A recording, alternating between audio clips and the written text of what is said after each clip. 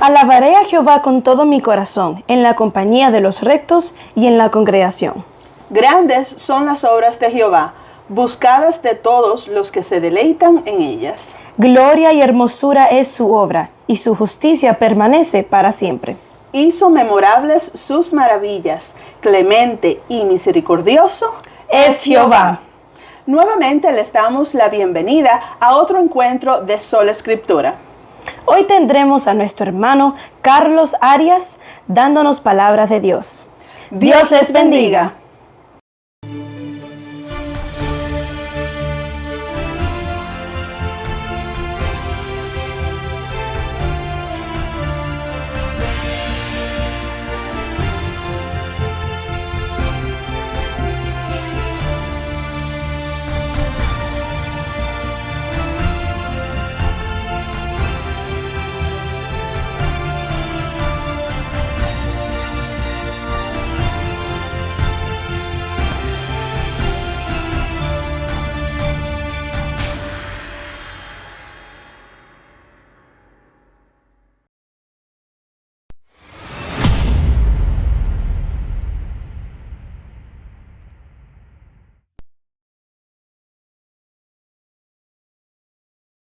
Muy buenas, hermanos. Muchas bendiciones. Un saludo allá donde estén. Mi nombre es Carlos Arias. Tengo un ministerio. Mi ministerio es Profecía Presente. Y bueno, tengo un grupo de Facebook hace un tiempo y ahora ha abierto hace poquito un canal de YouTube. Y bueno, hermanos, este es el primero de los temas que voy a colaborar con esta campaña, de dos temas con los que voy a colaborar en esta campaña, con los hermanos queridos del Clamor de Medianoche. Y bueno, sabemos esta campaña que se hizo anteriormente que gustó tanto, pues estamos en esta segunda campaña donde estamos uniéndonos hermanos y ministerios para llevar este mensaje más allá. Y bueno, hermanos, pues yo les voy a comentar algo. Quiero mostrarles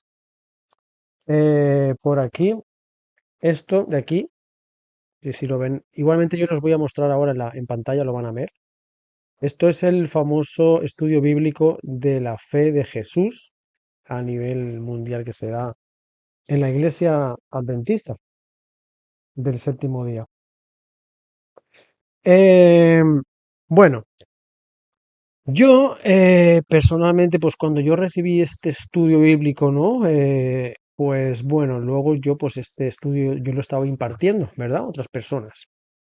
Pero yo, cuando impartía este estudio a otras personas, bueno, yo dijéramos que este estudio se le da, sabemos, hay una serie de temas, va por lecciones, ¿verdad? Y entonces se da una lección y luego hay un estudio adicional, donde se profundiza un poquito más sobre el tema que se ha estudiado con esa persona, ¿verdad?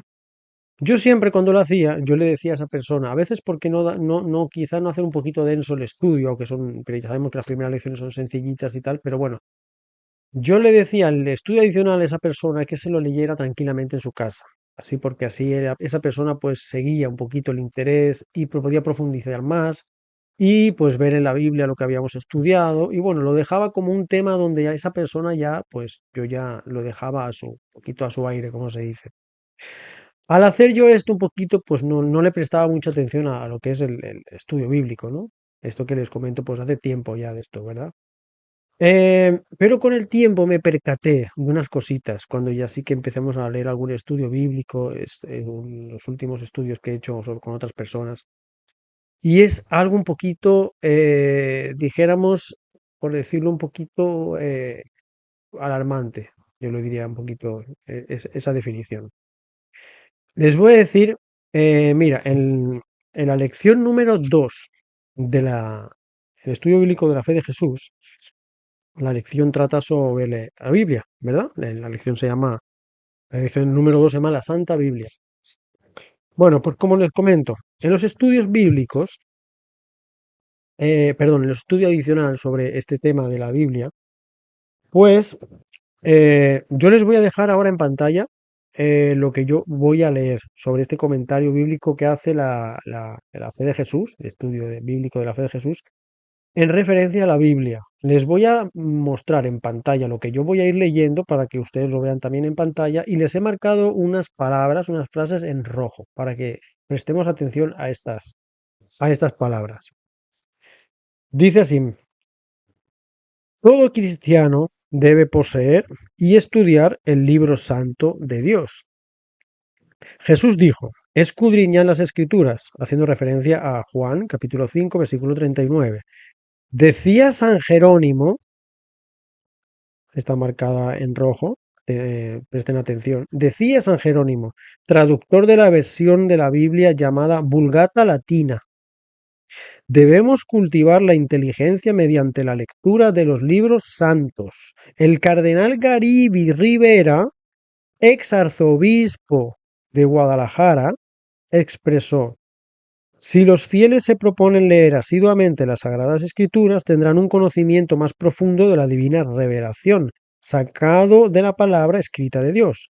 La oración por una parte y la lectura de la Santa Biblia por otra constituyen una conversación del cristiano con Dios, que sirve para alimentar su vida espiritual. El Concilio Vaticano II dijo lo siguiente acerca de la Biblia: la Iglesia ha venerado siempre las Sagradas Escrituras. De igual forma, el Santo Concilio exhorta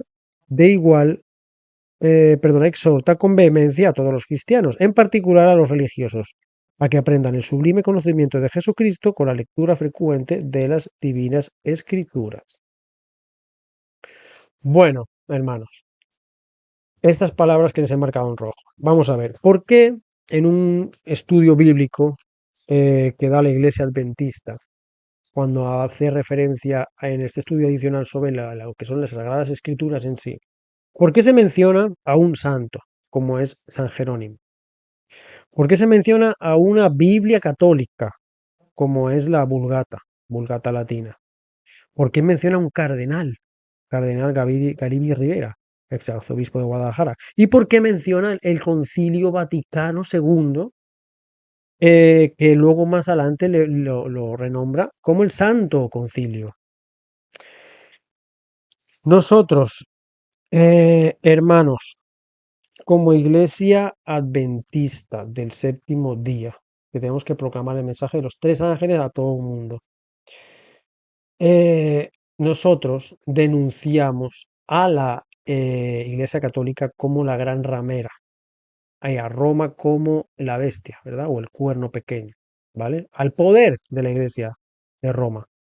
No estamos denunciando a la pobre persona que puede tener la fe y la consagración mayor que la nuestra, pero no está en el lugar, pues por lo que sea, por tradición, porque no, desconocimiento, porque está engañado, porque no conoce más de las Sagradas Escrituras, pues por lo que sea, esa persona no denunciamos, jamás denunciaremos a una persona, a un prójimo pues no somos nadie para juzgar y criticar. Nosotros denunciamos y criticamos a la Iglesia católica, el poder de la Iglesia católica, el poder de Roma, como la Iglesia, perdón, como la bestia, Apocalipsis, el cuerno pequeño de Daniel.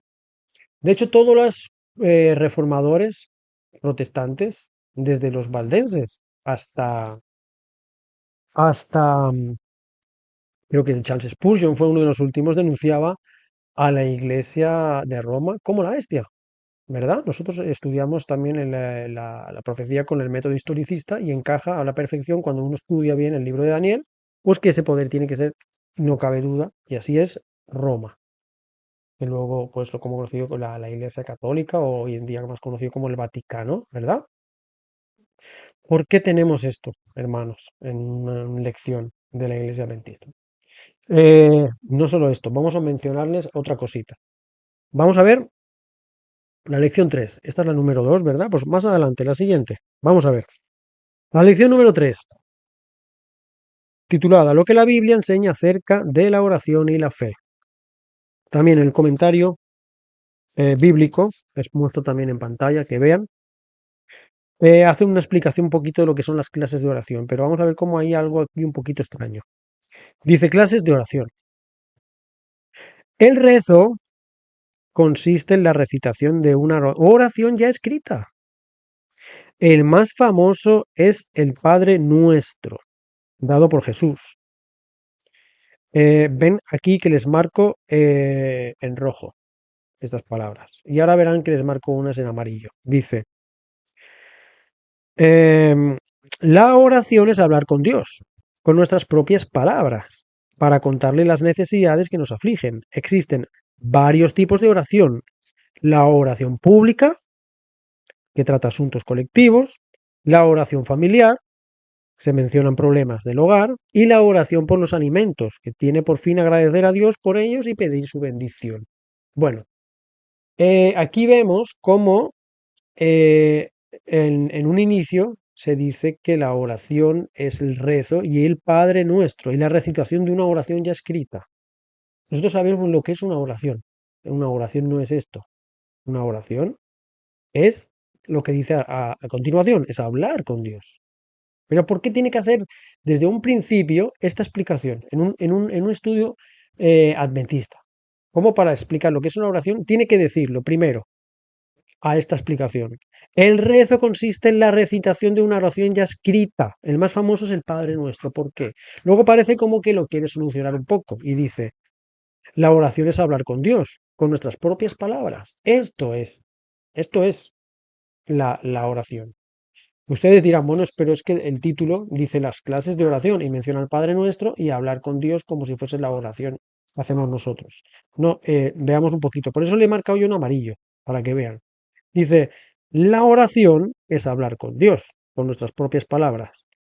Existen varios tipos de oración. La oración pública trata asuntos colectivos. La oración familiar se mencionan problemas del hogar. La oración por los alimentos tiene por fin agradecer a Dios por ellos y pedir su bendición. Estas son las clases de oración. ¿Vale? Como su título dice. Porque al principio esto nos ponen esto. El rezo, la recitación, una oración ya escrita y el más famoso es el Padre Nuestro. El más famoso es el Padre Nuestro. Estás haciendo un estudio bíblico adventista. Tú tienes que explicar lo que es una oración, lo que es orar, como dice, hablar con Dios. Pero desde un principio, ¿por qué te menciona esto? El Padre Nuestro, el rezo. Si las clases de oración, como está marcada en amarillo, es la oración pública, la oración familiar y la oración de los alimentos. ¿Por qué este comentario católico? Bueno, em, veamos. Verán que miro un poquito aquí porque tengo cositas anotadas. Veamos, ¿por qué hace estos comentarios católicos en un estudio bíblico adventista? ¿Por qué hace estas referencias católicas? Eh, ¿Por qué? Sí, como digo, nosotros denunciamos a la Iglesia Católica como el poder, como repito, no a las personas, como lo que es, como lo que está escrito en Apocalipsis, lo que hizo, lo que está haciendo y lo que hará. cuando sane. Ahora está pausado, pero sabemos que Roma no cambia.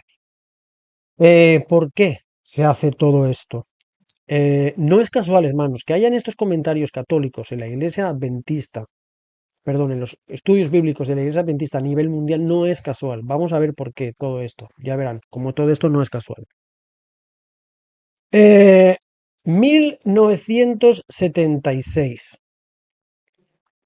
El entonces presidente de la Iglesia Adventista a nivel mundial, Neil C. Wilson, el padre del actual Ted Wilson, también el actual presidente de la Iglesia Adventista de Wilson, hizo una declaración eh, impactante, o voy a decir impactante por no decir otra cosa, contundente. Les muestro en pantalla también para que lean la cita de esta persona. Dice, la gran controversia, o también lo que conocemos como el conflicto de los siglos, eh, pertenece a un montón de basura histórica. Bueno, estos comentarios, bueno, es un poquito impactante, como digo. ¿Por qué hice este comentario el presidente de la Iglesia Adventista del Séptimo Día a nivel mundial? Quiero destacarle un poquito de dónde saqué yo esta foto que les he compartido en pantalla. Esta foto yo la saqué de una página de Facebook donde ellos critican a la Iglesia Adventista, la difaman, se burlan de la Iglesia Adventista. Y es curioso cómo yo saqué esta foto de aquí, y esta foto es a modo de como queriéndoles decir, ¿no ves? Ni ellos mismos lo dicen, el mismo presidente de la Iglesia Adventista del Séptimo Día a nivel mundial está diciéndoles que el libro que ellos tanto pues regalan y tanto hablan de él es profecía, que es lo que aconteció, lo que está por acontecer y lo que acontece. Es basura histórica, como diciendo, mira, hasta el propio presidente de la Iglesia Adventista declaró eso en su día. ¿Por qué esta contundente declaración del entonces actual presidente de la Iglesia Adventista, Neil T. Wilson? ¿Por qué? Otra impactante declaración, no solo hay una, hermanos. 1981, les pongo en pantalla también la cita. Dice, hay otra organización universal y verdaderamente católica, la Iglesia Adventista del Séptimo Día. Repito, hay otra organización universal y verdaderamente católica, la Iglesia Adventista del Séptimo Día. Esto está escrito en el Adventist Review el 5 de marzo de 1981 en la página número 3. Esta revista adventista podemos encontrar esto, de esta fecha. Hermanos, ¿por qué esta contundente declaración? Primero, porque dice que el conflicto de los siglos es un montón de basura histórico. ¿Y por qué esta contundente declaración del presidente por entonces de la Iglesia Adventista del Séptimo Día? Diciendo, declarando que hay otra iglesia católica a nivel universal, otra iglesia católica universal, y es la Iglesia Adventista del Séptimo Día. Hermanos, ¿por qué dice esto? O sea, ¿por qué tiene tan claro esto esta persona? ¿Por qué está declarando esto al mundo? Bueno, pues vamos a ver algo muy impactante. Vamos a ver cómo todo este puzzle encaja. Vamos a ver por qué este hombre está diciendo esto. Y por qué entonces veremos que no es nada casual que hay estos comentarios católicos en la iglesia, perdón, en el estudio bíblico de la iglesia adventista. Vamos a ver algo que los que no conozcan pues les va a impactar un poquito.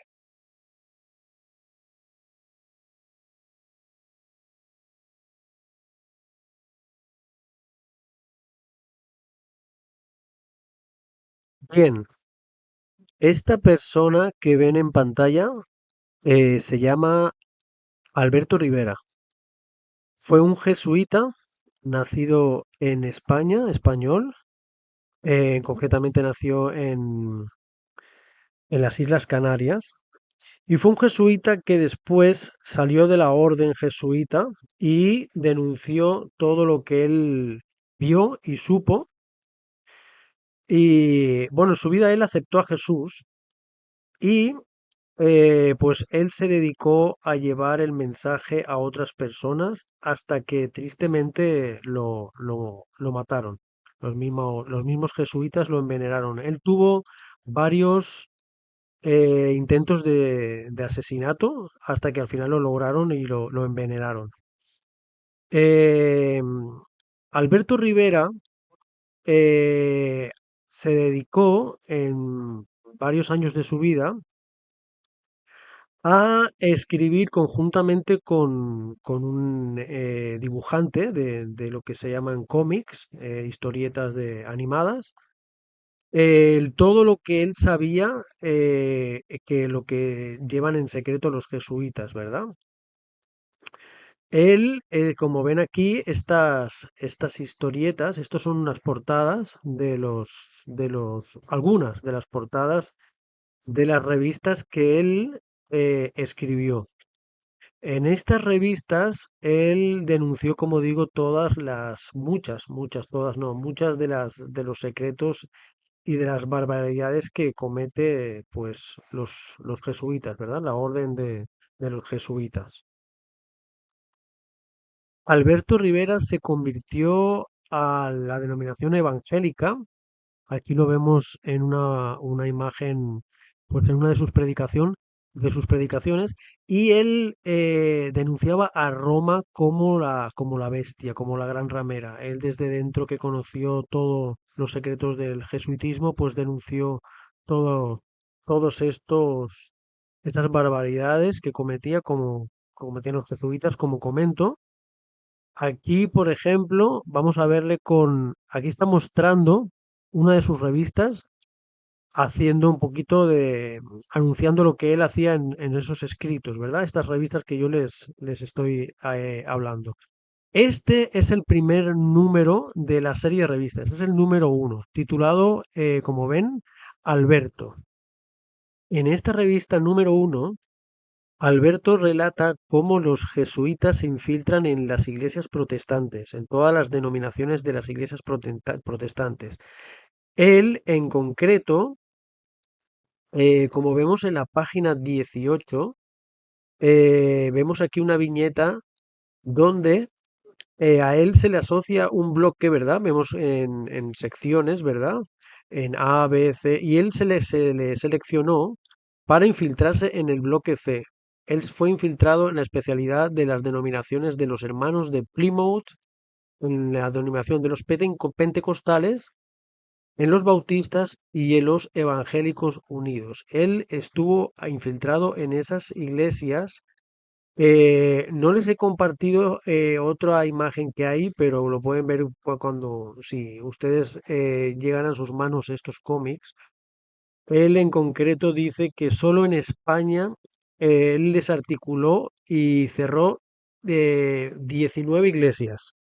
Y él lo mandaron específicamente después a Costa Rica, al país de Costa Rica, allí relata cómo él desarticulaba y cómo era la trama de cómo él desarticulaba las iglesias, haciendo todo tipo bueno, ahí en detalle les detalla más el cómic en sí, para no entrar en detalles, pero en este cómic se nos muestra cómo él fue especializado y entrenado para adentrarse en las iglesias evangélicas, en este caso, y desde dentro desarticularlas y hasta el punto de cerrarlas y dijéramos que se erradicara esa iglesia y esos hermanos.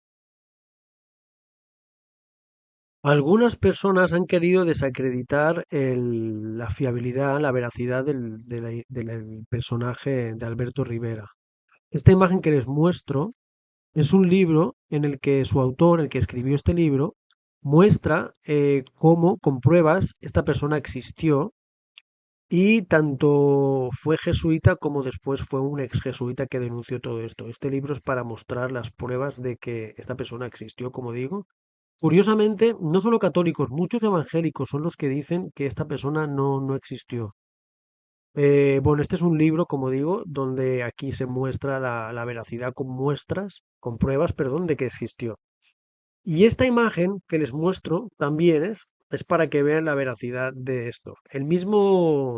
La misma revista número 1 de Alberto, en esta viñeta, les muestra aquí, él deja su acreditación, su abajo, en español, tanto en inglés, unas copias certificadas dijéramos, su membresía como cura jesuita. Y arriba vemos la documentación, Documento Nacional de Identidad de España, y su foto, para que veamos que incluso se ve cómo está con su sotana, ¿verdad? Con su camisa jesuita.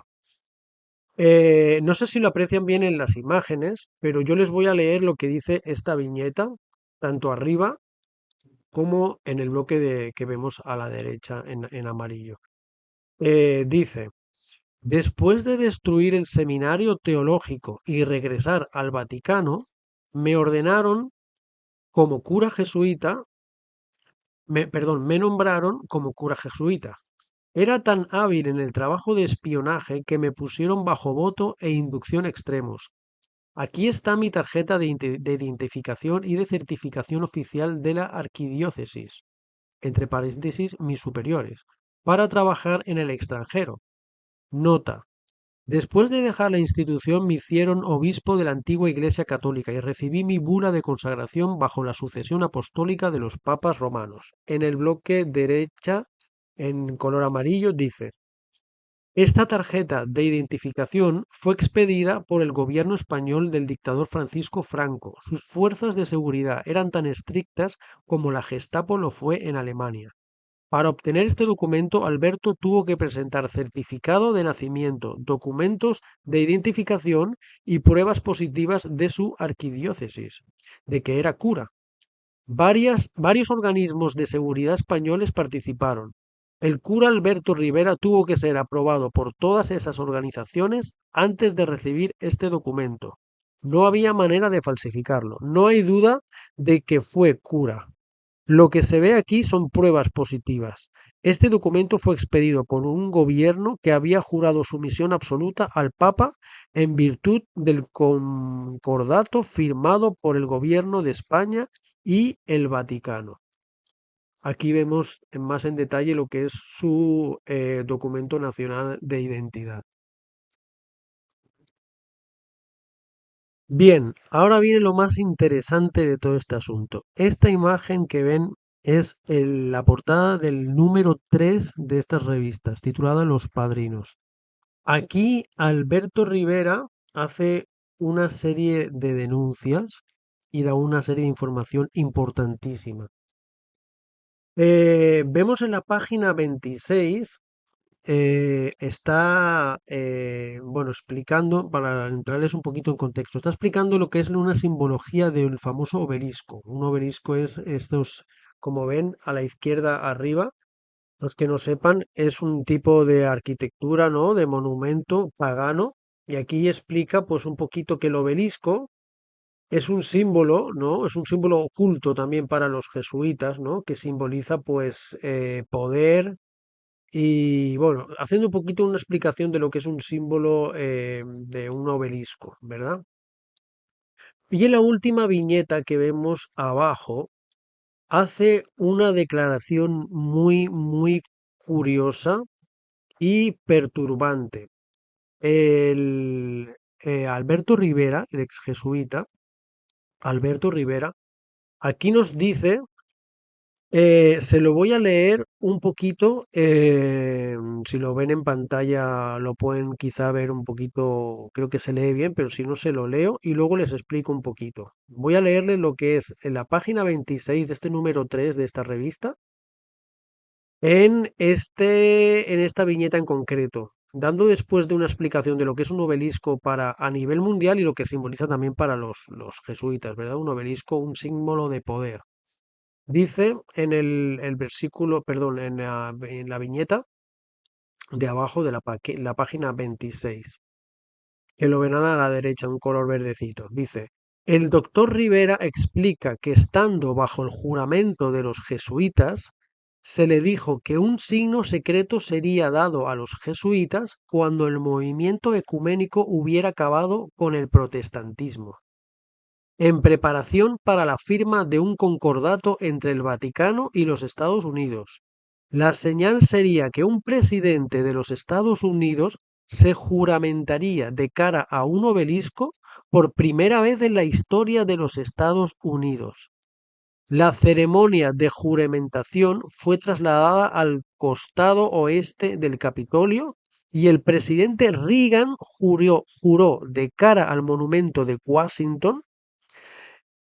Esto ocurrió el 20 de enero de 1981. ¿Estaba el presidente consciente de esto? No lo sabemos.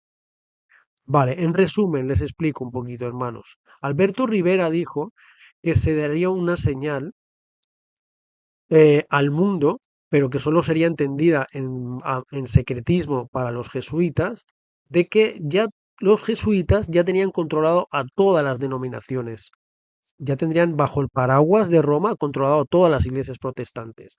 Esta señal se daría a nivel mundial, pero de forma secreta solo los jesuitas sabrían cuándo sería ese momento, porque sería esta señal sería cuando se diera frente a un obelisco. ¿Qué pasó, hermanos? Que en el 20 de enero de 1981, por primera vez en la historia, Reagan, el presidente Reagan, el por entonces actual presidente Reagan, por primera vez dio, juramentó delante del obelisco que estaba en Washington, en el costado oeste del Capitolio. Por primera vez, hermanos. Esto quiere decir que ya esta señal para ellos se dio a nivel mundial, pero solo ellos sabían, porque solo sabían ellos que cuando se daría esa señal de un presidente frente a un obelisco, sería la señal que ya Roma tenía por completo control a todas las iglesias protestantes, hermanos. Este asunto es delicado y muy contundente para lo que estamos tratando estoy tratando y dándoles a ver con este tema en concreto. Esta señal ocurrió el 20 de enero de 1981 y la revista Time, como ven abajo, lo publicó el 2 de febrero de 1981. Bueno, hermanos, como han visto en estas imágenes comentadas por audio, el 20 de enero de 1981 se dio la señal secreta a todo el mundo que los jesuitas habían acabado con el protestantismo bajo el ecumenismo. Repito, el 20 de enero de 1981. El 2 de febrero de 1981, tan solo 2 semanas después, la revista Time declara esto al mundo, que la señal se hizo en el Capitolio de Washington, como estaba predicho por el ex jesuita Alberto Rivera. Y como hemos visto antes, que os he comentado, el 5 de marzo de 1981, solo un mes después, el presidente de la Iglesia Adventista declara que la Iglesia Adventista del Séptimo Día es otra iglesia católica universal. Bueno, ¿qué pasó entonces, hermano, en 1981 para considerarse, como digo, después de estas secuencias, ¿verdad? Les voy a repetir. 20 de enero de 1981 se da la señal secreta a todo el mundo de que los jesuitas ya están controlando bajo su paraguas todas las iglesias, por decirlo de esta manera.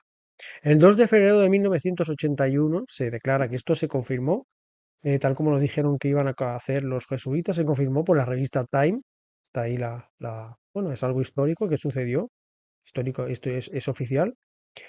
Y un mes después, el presidente de la entonces, perdón, sí, entonces, presidente, sí, de la Iglesia Adventista del Séptimo Día, declara que la Iglesia Adventista es otra Iglesia Católica Universal.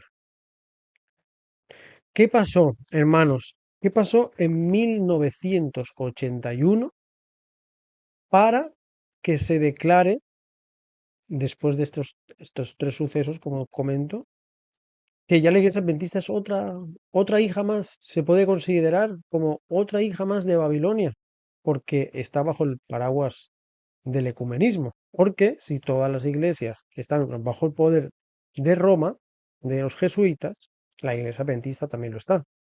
¿Mm? Debe ser esa la deducción. Y vamos a verlo. Vamos a verlo, hermanos. Ahora voy a tocar un tema que, bueno, puede ser delicado para algunos.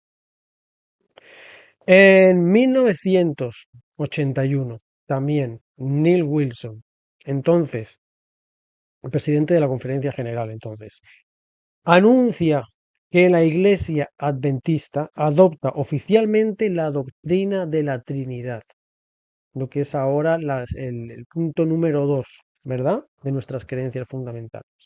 En 1981 queda oficialmente declarado que la Iglesia Adventista cree en la Trinidad. Hasta 1981 no queda oficialmente declarado. Hermanos, aquí yo no quiero entrar en detalle de todo esto. Yo les voy a compartir, los hermanos del Clamor de Medianoche les van a compartir en este vídeo, en el cajón ¿cómo se le dice?, de comentarios o abajo del vídeo, un link donde ustedes pueden entrar, descargarlo, leer, donde pueden ver cómo se fue introduciendo la Iglesia en la creencia de la doctrina. No cómo nos enseñó la Iglesia, sino cómo nos enseñan los líderes o la Iglesia Adventista, no cómo realmente fue introduciéndose. Hermanos, no quiero entrar más en detalle de esto. Ustedes véanlo en ese link. En este vídeo no es para entrar en ese detalle. El link se llama ¿Cómo entró la creencia de la Trinidad en el Adventismo? Ahí lo pueden ver. Ahí lo pueden ver. Pero esto es así, vamos. Miren, hermanos, yo quiero ahora hablarles a un tema así un poquito personal, pero para seguir este vídeo quiero comentarlo. Em, yo tengo un hermano muy querido, que él le pasaba, y al día de hoy todavía le sigue pasando un poquito, que él le sucedía como a mí. Él no ve claro todo en la creencia de lo que es la Trinidad. Y bueno, pues como yo no veía esto bíblico, me surgían muchas preguntas. Bueno, cuando se me dio el estudio bíblico como estamos mencionando, de las lecciones de la fe de Jesús, bueno, lo leí, me lo dijeron así, pero luego yo intentando profundizar más no veía cómo, yo no veía esto claro, ¿verdad? Como para, para generalizar un poquito, para no entrar en detalle. Y este hermano le pasa lo mismo. Una vez este hermano me preguntó a mí, Carlitos, hermano, ¿tú me puedes demostrar con la Biblia, solo la Biblia, eh, que la Trinidad no existe o que no se puede consolidar solo con la Biblia que no hay Trinidad, la creencia de la Trinidad como nos la enseñaron? Bueno, yo en ese momento no le contesté. Unos días o unas semanas después, ya haciendo otros comentarios, compartiendo otros audios por WhatsApp, le dije, hermano, mira, tú me preguntaste esto y no te contesté. Yo te digo, claro, ¿cómo no te lo voy a demostrar? Y le pregunté, ahora te voy a hacer yo otra pregunta, hermano. ¿Tú me puedes demostrar con la Biblia la creencia de la Trinidad, hermano? Es que ese es el punto, hermanos. Los líderes de la Iglesia Adventista nos dicen, cuando queremos un poquito respuesta sobre esto, y nos dicen que esto es un misterio, ¿verdad? El cual tenemos que creer por fe. Entonces, la Iglesia Adventista, ya ellos están diciendo que bíblicamente no se puede demostrar, hay que creerlo por fe. Bueno, esto no quiero entrar mucho en detalle sobre esto. ¿Qué pasa, hermanos, con mucha gente cuando llega a este punto, como les menciono, como este hermano, gran amigo? Que ellos quieren saber más, y empiezan a estudiar quizá un poquito, a preguntar, pero cuando empiezan a preguntar y a, pues, a plantear estas dudas, se encuentra con que otros hermanos o líderes les dicen, no, no, no, no, no, esto no se puede tocar, este tema no se puede hablar. Este es el problema que nos encontramos. Y una de las razones más impactantes es que le dicen, es que pues en este tema es un poquito oscuro adentrarse, porque entras en un terreno muy peligroso en el cual puedes negar al Espíritu Santo. Y sabemos que el blasfemar contra el Espíritu Santo es el único pecado que no tiene perdón. Y esto es muy impactante. Yo eso llegué a estudiarlo y a profundizar por qué se me decía esto y por qué esto no lo acaba de entender, ahora lo entiendo, ya hace un tiempo que lo entiendo y bueno. Vamos a saber un poquito sobre porque es la barrera donde muchos se quedan por ese temor que es inculcado por la iglesia, por los líderes, por quien sea. Dicen, uy, no, no, no, no puedo profundizar más, yo no, aquí no puedo entrar, no puedo estudiar más porque está en peligro mi salvación directamente. Ese es el terror, el miedo que le inculcan a uno que quiere estudiar la palabra de Dios. Vamos a leer Mateo 12:31, donde se menciona esto. Eh, Vamos a ver, Mateo 12:31.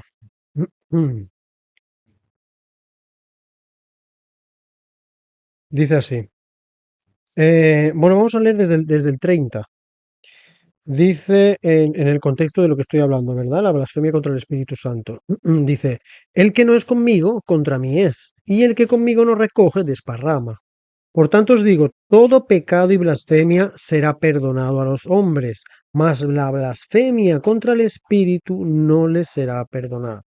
Bueno, si leemos el versículo 31, pues queda claro, ¿verdad? Parece, nos da a entender que todo tiene perdón, pero el pecado que no tiene perdón es blasfemia contra el Espíritu Santo, ¿verdad? Pero el versículo 30, fijemos que dice, el que no es conmigo, contra mí es, está hablando de Cristo. Y el versículo 31 ya habla de el pecado que no tiene perdón es contra el Espíritu, pero en ese contexto que dice el versículo 30, en ese contexto, el que conmigo es el que no es conmigo, perdón, contra mí es. Está hablando de Cristo. Pero bueno, los que no conocen mucho un poquito la profundidad de esto, eh, vamos a leer el deseado de todas las gentes, el comentario que hace la hermana White sobre todo esto. Esto lo encontramos en el capítulo 33 del deseado de todas las gentes, que se titula ¿Quiénes son mis hermanos? Les voy a poner también en pantalla el texto para que lo lean ustedes, para que lo vean en pantalla mientras yo lo leo. Dice, nadie se endurece tanto como el que ha despreciado la invitación de la misericordia y mostrado aversión al Espíritu de gracia. La manifestación más común del pecado contra el Espíritu Santo consiste en despreciar persistentemente la invitación del cielo a arrepentirse. Cada paso dado en rechazar a Cristo es un paso hacia el rechazo de la salvación y hacia el pecado contra el Espíritu Santo. Al rechazar a Cristo, el pueblo judío cometió el pecado imperdonable y por desoír la invitación de la misericordia podemos cometer el mismo error. Hermanos, quiero leerlo otra vez. Quiero que leamos otra vez para profundizar un poquito en lo que está diciendo aquí la hermana White. Todo lo que está, dijéramos que dándole un poquito más amplia la visión a lo que estos versículos de Mateo 12 nos está haciendo entender, ¿vale? Sabemos que son comentarios bíblicos, ¿verdad? Todos estos escritos la gran, bueno, sí, lo que le llaman el compendio de la gran controversia, ¿verdad? El deseo de todas las gentes, patriarcas y profetas, profetas y reyes, hechos de los apóstoles, son verdaderos comentarios bíblicos. Leamos otra vez de nuevo, hermanos. Nadie se endurece tanto como el que ha despreciado la invitación de la misericordia y mostrado aversión al Espíritu de gracia. La manifestación más común del pecado contra el Espíritu Santo, ¿cuál es el pecado contra el Espíritu Santo? Consiste en despreciar persistentemente la invitación del cielo a arrepentirse. Cada paso dado en rechazar a Cristo es un paso hacia el rechazo de la salvación y hacia el pecado contra el Espíritu Santo. ¿Ven aquí lo claro que está diciendo?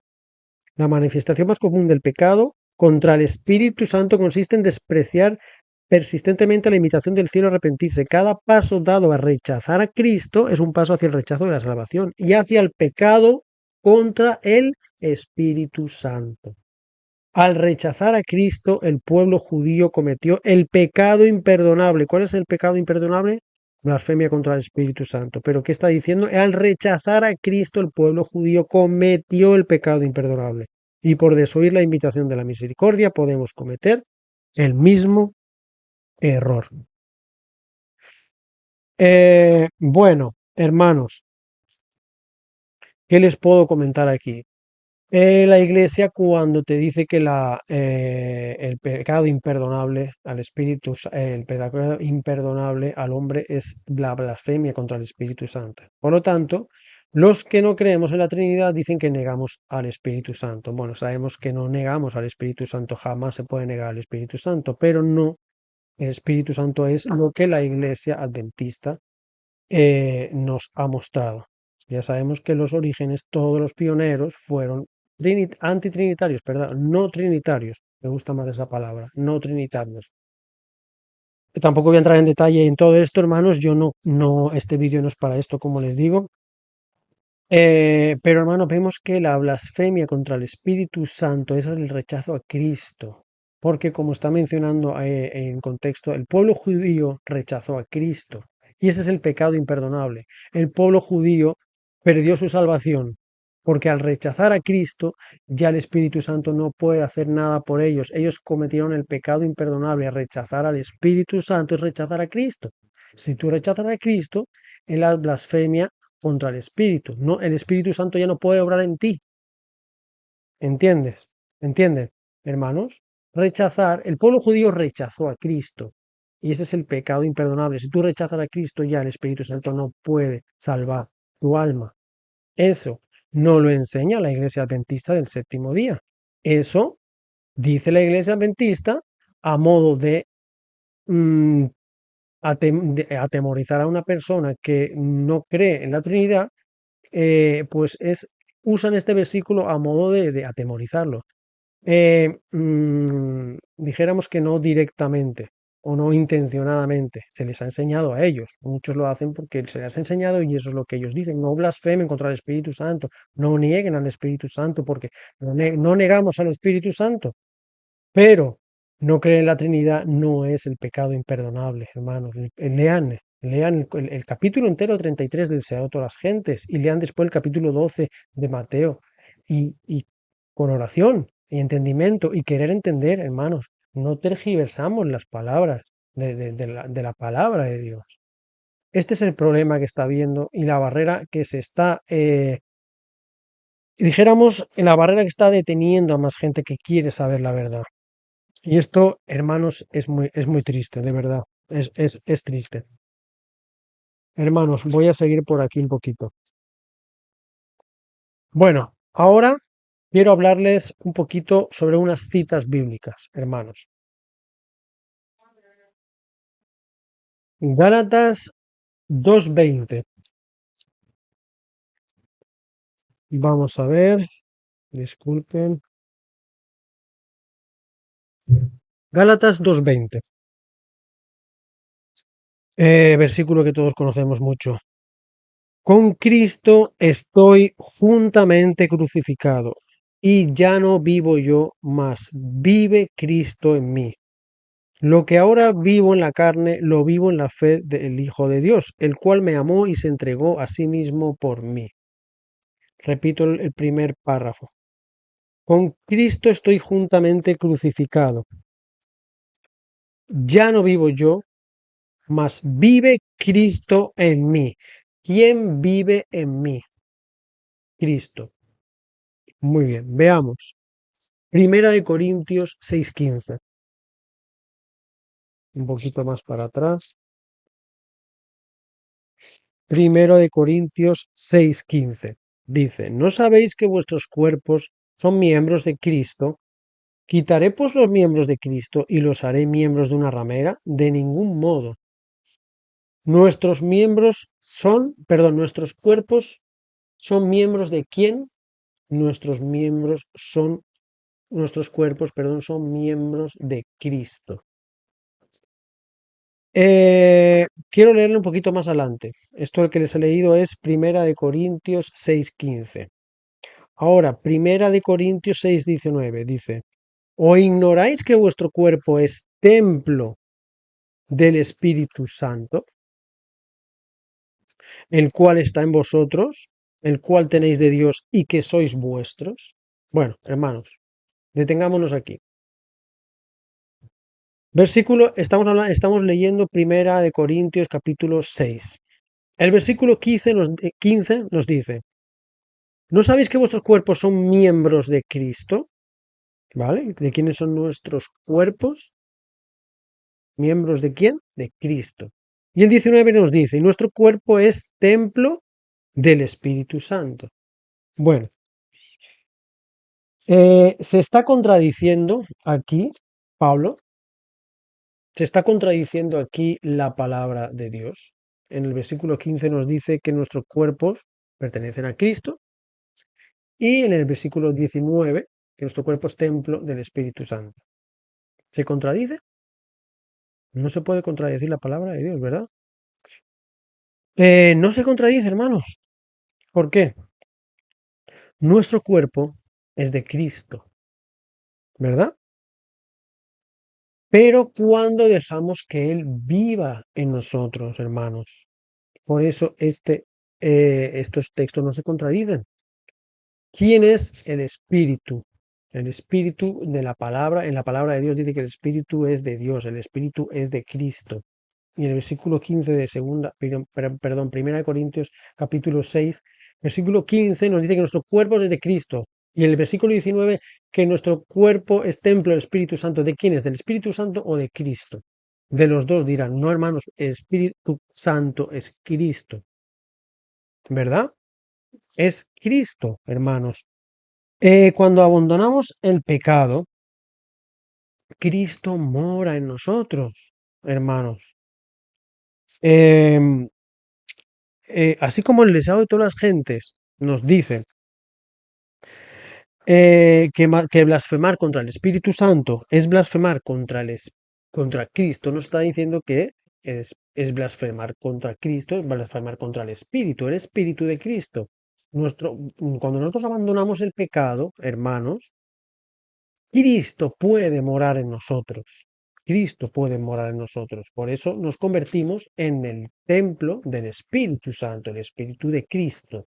Hermanos, esto muchas personas no entienden. Nosotros que hemos conocido este mensaje nos hemos dedicado tiempo a profundizar, a leer, a estudiar, a apartar de nuestra mente esas ideas preconcebidas, inculcadas, y hemos dicho, no, Señor, muéstrame tu palabra, muéstrame tu verdad, yo quiero saber tu verdad.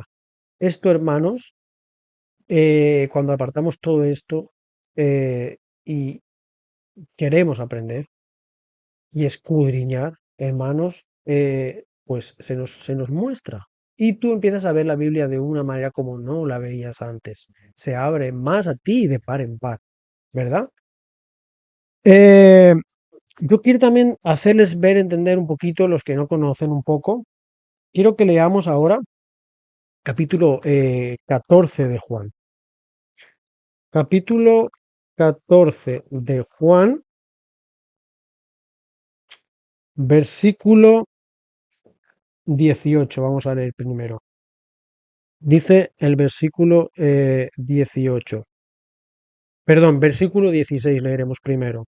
Dice, y yo rogaré al Padre y os dará otro consolador, para que esté con vosotros para siempre. Muchos hermanos dicen, ¿lo ves, hermano? Aquí dice, yo rogaré al Padre y os dará otro consolador. Por lo tanto, si es otro consolador, no es Cristo. está hablando del Espíritu Santo. Está hablando del Espíritu Santo, pero no está hablando de Cristo y del Espíritu Santo por dos personas diferentes, dos personalidades diferentes, como es la Trinidad que dice que es Dios, Hijo y Espíritu Santo. Porque usan este versículo, sacan este texto fuera de contexto para hacer un pretexto como hacen los evangélicos, y diciendo que este versículo está dejándolo claro. Yo os rogaré al Padre y os daré otro consolador. Si dice otro, no es Cristo. Bueno, hermanos, esto es el versículo 16. Si leemos en el versículo 18, tan solo 2 versículos más adelante, dice, no os dejaré huérfanos, vendré a vosotros. ¿Quién no nos dejará huérfanos? Cristo, está hablando Él está hablando.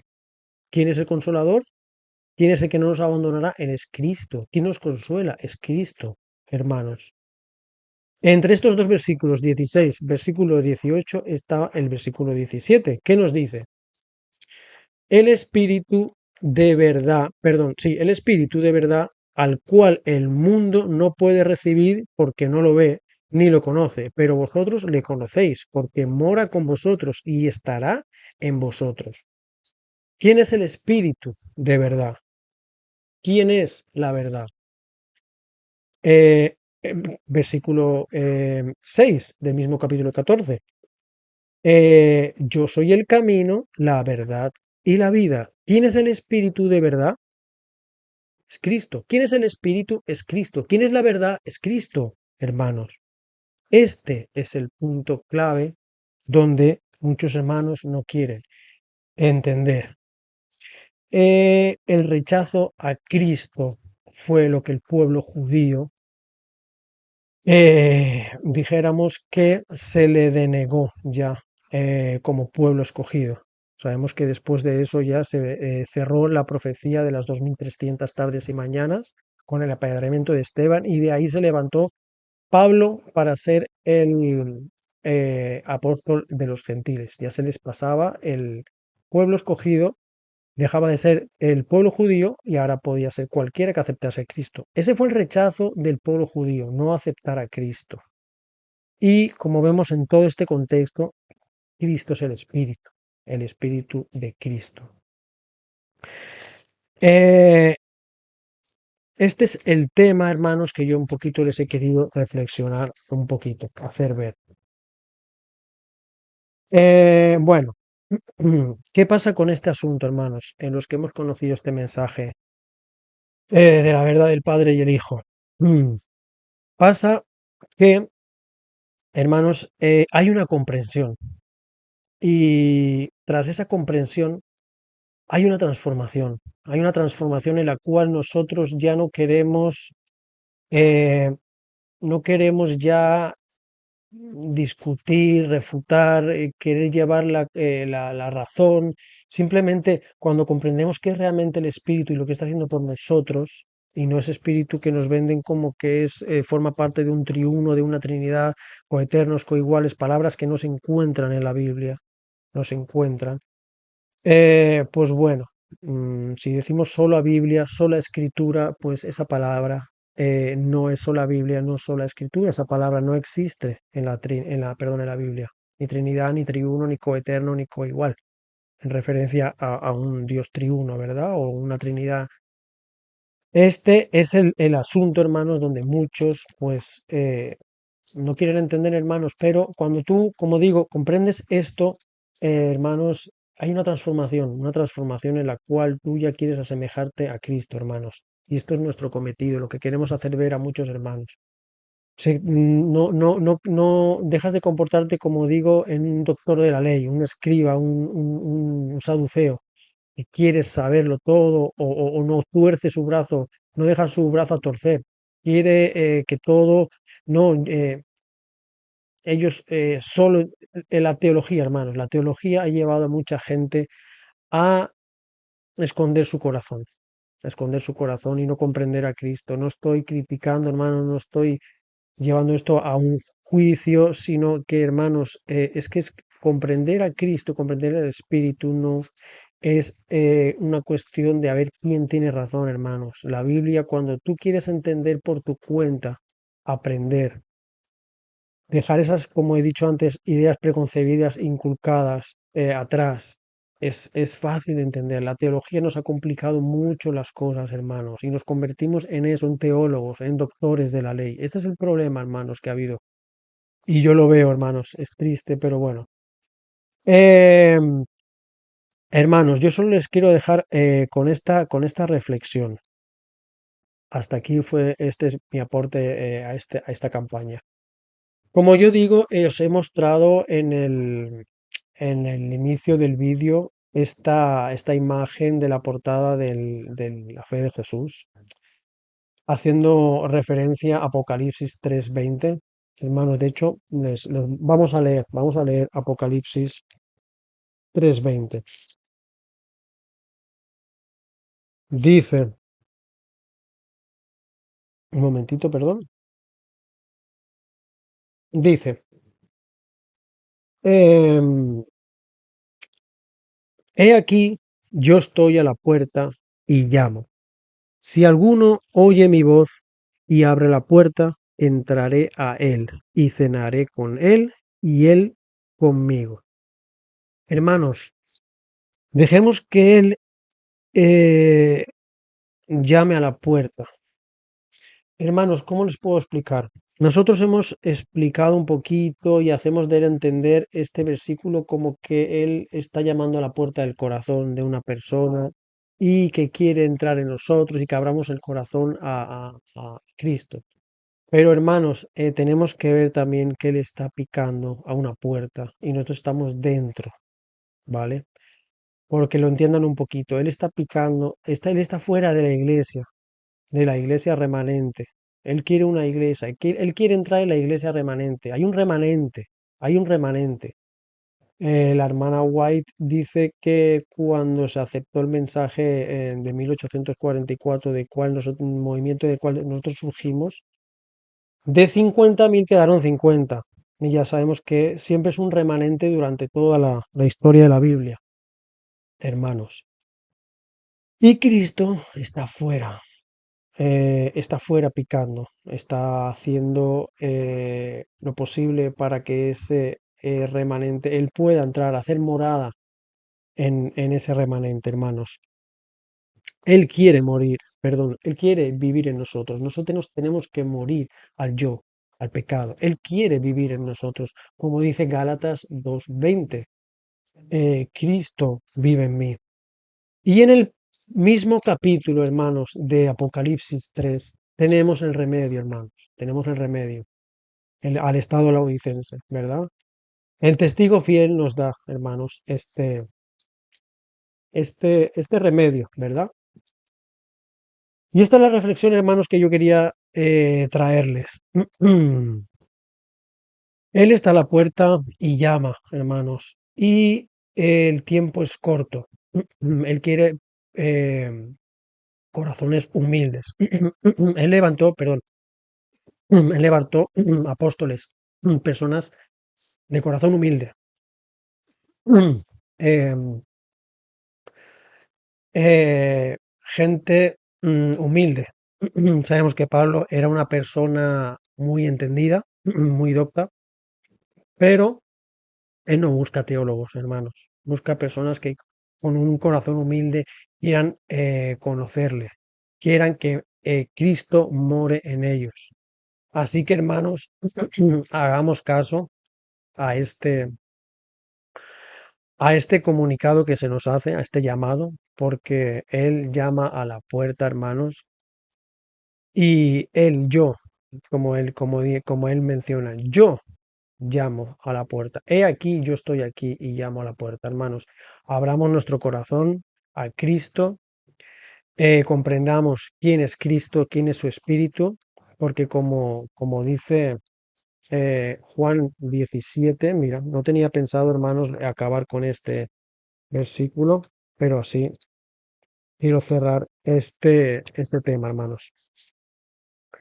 Juan 17, versículo 3 dice, y esta es la vida eterna, que te conozcan a ti, el único Dios verdadero, y a Jesucristo, a quien has enviado. Así que hermanos, sigamos en la lucha y desde aquí, pues que Dios les dé sabiduría Que Dios los guarde y que el Espíritu de Cristo les guíe a toda verdad, hermanos. Muchas bendiciones y les deseo lo mejor. Maranata, Cristo bien, hermanos.